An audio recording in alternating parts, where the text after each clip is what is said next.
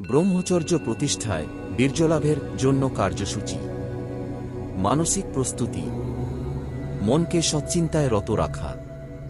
সর্বদা সৎচিন্তা, সদ্ভাবনা, সৎসংকল্প, সৎগ্রন্থ পাঠ, ভগবানের নামজপ ও স্তব পাঠে ব্যস্ত রাখবে। প্রত্যহ প্রত্যুষে সন্ধ্যায় ও শয়নের পূর্বে কিছু সময় জপ, ধ্যান, প্রার্থনা এবং গীতার শ্লোক পাঠ করবে। কখনো মনে কুচিন্তা আসিলে ইষ্টদেবতার নাম জপ করবে।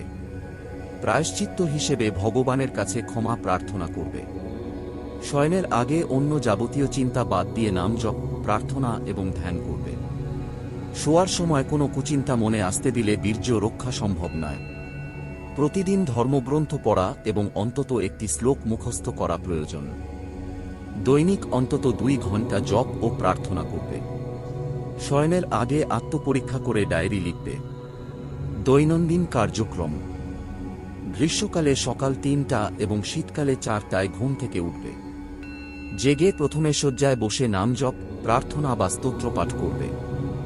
সকালের পরিচ্ছন্নতা। 3:30 থেকে 4:30, শীতকালে 5:30টার মধ্যে মলমূত্র ত্যাগ, ব্যায়াম, দন্তধাবন ও স্নান সেরে ফেলবে। ইহার পর নির্দিষ্ট আসনে বসে নাম জপ, ধ্যান ও গীতা পাঠ করবে। মালা ব্যবহার করলে ভালো হয়, না হলে হাতেই সংখ্যা রাখবে। সকালবেলা খোলা বাতাসে নীরবে হাঁটবে। হাঁটার পর মনোযোগ দিয়ে পড়াশোনা করবে। 9:30 থেকে 10:30টার মধ্যে স্নান করে ভগবানের উদ্দেশ্যে পবিত্রভাবে আহার করবে এবং বিদ্যালয়ে গমন করবে। শিক্ষকদের প্রতি বিনীত থাকবে, ক্লাসে মনোযোগী হবে এবং সহপাঠীদের সঙ্গে অযথা গল্প করবে না। বিদ্যালয়ের পর সদ্গ্রন্থ পাঠ, ব্যায়াম ও সন্ধ্যায় ধ্যান, জপ ও প্রার্থনা করবে। সন্ধ্যার পরে রাত্রি 10টা পর্যন্ত একাগ্র মনে পড়াশোনা করবে।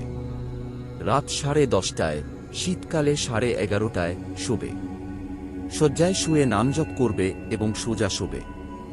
বিশেষ নির্দেশনা। ছুটির দিনেও এই নিয়ম পালন করবে। পুরাতন পাঠের পুনরাবৃত্তি ও সদ্গ্রন্থ পাঠে সময় ব্যয় করবে। তাস, দাবা, পাশার মতো অনর্থক কাজে কখনো যোগ দেবে না। ডায়েরিতে ভালো বিষয় নোট করে মুখস্থ করবে। নিজেকে সবসময় মনোযোগী ও সংযমী রাখার চেষ্টা করবে।